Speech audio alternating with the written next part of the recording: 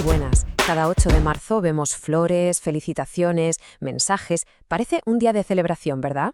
Pero ¿y si os dijera que detrás de todo eso hay una historia de lucha, de política y de revolución? Pues hoy vamos a desvelar la verdadera historia del Día Internacional de la Mujer. Y para empezar, vamos a hacernos la pregunta clave que lo cambia todo.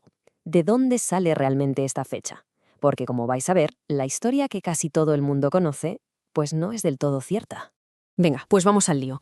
Lo primero es separar el grano de la paja, o sea, el mito de la realidad, porque la historia del 8M arrastra un mito muy potente.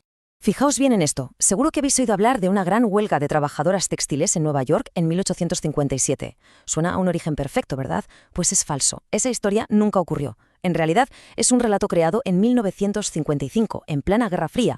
¿Y por qué? Pues para desconectar el día de sus verdaderas raíces, que eran claramente socialistas y soviéticas. Una forma de reescribir la historia. Vamos. Para encontrar los orígenes reales, tenemos que ir mucho más atrás en el tiempo. Porque, la lucha por la autonomía no empezó en una fábrica del siglo XX. Es una lucha casi tan antigua como la civilización. Pensemos en figuras como Hipatia de Alejandría, ya por el siglo IV, una filósofa, matemática, astrónoma, que ya en su época era un símbolo de libertad intelectual y un desafío al poder. Y si damos un salto hasta la Revolución Francesa, nos encontramos con un momento absolutamente clave. Olympe de Gouges, una auténtica visionaria, escribe la Declaración de los Derechos de la Mujer y la Ciudadana. Es básicamente uno de los primeros documentos que dice alto y claro que las mujeres deben tener los mismos derechos legales y políticos que los hombres. Un auténtico plano para la igualdad. Vale, pues con esos precedentes viajamos ya al siglo XX, que es cuando todo este caldo de cultivo se convierte por fin en un movimiento internacional y organizado. Y aquí tenemos la cronología que lo explica todo. El pistoletazo de salida lo da la socialista alemana Clara Zetkin en 1910. La idea coge una fuerza brutal y para 1917 una manifestación de mujeres el 8 de marzo se convierte nada menos que en la chispa que enciende la Revolución Rusa. Y no será hasta 1977 cuando la ONU lo haga oficial para todo el mundo. Es que la conexión con la Revolución Rusa es directa, no es una casualidad. El mismísimo Trotsky lo dejó por escrito. Él reconoció que nadie se lo esperaba, que esas protestas de mujeres pidiendo pan y paz el 8 de marzo fueron el detonante imprevisto que, en apenas unos días, provocó la caída del zar. Increíble, ¿eh? Pero justo después de la primera conmemoración en 1911 ocurrió una tragedia que lo cambió todo: el incendio de la fábrica Triangle en Nueva York. Murieron 146 personas, la mayoría mujeres jóvenes, inmigrantes, que estaban encerradas bajo llave por sus jefes. A partir de ese momento, la lucha ya no era solo por el derecho al voto, se convirtió en una lucha por la vida, por la seguridad y por la dignidad en el trabajo. Y claro, todo esto nos lleva a pensar, ¿hemos ganado esa lucha? Bueno, la historia es una cosa, pero los datos de hoy, del siglo XXI, nos dicen que todavía queda un camino larguísimo por recorrer. Empecemos por la brecha salarial, que es algo muy concreto. Según la ONU, por cada dólar que gana un hombre, una mujer gana de media solo 77 céntimos por el mismo trabajo.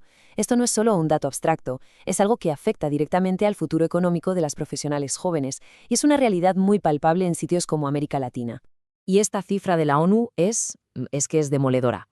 2 de cada 3 adultos analfabetos en el mundo son mujeres. Esto nos habla de una desigualdad brutal en el acceso a lo más básico, la educación, que es la puerta para todo lo demás. Y si miramos más allá, el panorama sigue siendo complicado. Vemos barreras legales, económicas y sociales por todas partes. Desde leyes que discriminan a las hijas en las herencias, hasta el hecho de que solo el 2% de la tierra del mundo esté a nombre de mujeres, o la terrible realidad del matrimonio infantil. Todo esto nos trae a la actualidad, donde el 8 de marzo es un día complejo. Se ha convertido en un día de significados muy diferentes y a veces hasta contradictorios. Por un lado, tenemos la celebración cultural. Se ha extendido por todo el mundo. Un ejemplo muy bonito es el de Italia. Allí es tradición regalar mimosas amarillas. Se eligió esta flor en 1946 porque era barata, accesible para todo el mundo y simboliza la fuerza y la energía femenina. Pero claro, con la popularidad también llega la crítica. Ha aparecido un concepto llamado capitalismo morado o purple washing. Se refiere a cuando las empresas se visten de morado, lanzan productos para mujeres y usan el feminismo como una estrategia de marketing, pero sin tener un compromiso real con la igualdad dentro de sus propias oficinas. Y como respuesta a esa comercialización, hemos visto el resurgir de la protesta. Un ejemplo potentísimo fue el paro internacional de mujeres de 2017. Se organizó en más de 50 países con un objetivo claro: hacer visible el trabajo, tanto el pagado como el no pagado, que hacen las mujeres. Fue una vuelta a los orígenes del 8M como día de acción política.